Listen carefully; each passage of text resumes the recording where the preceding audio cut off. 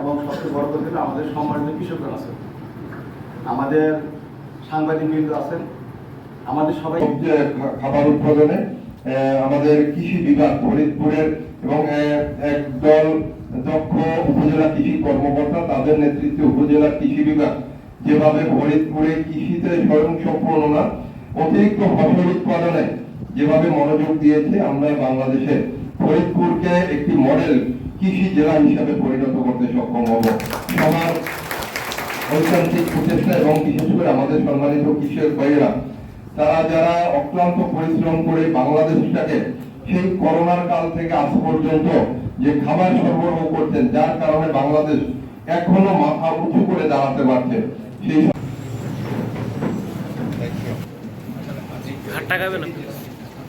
পুরস্কার গ্রহণ করছে। একটু হাতে তালি দিই তাদের জন্য। খামে কিন্তু টাকা আছে, এখানে খামের ভিতর টাকা আছে।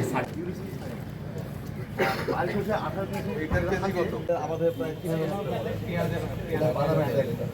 এটাকে ওনারা বল মারি এবং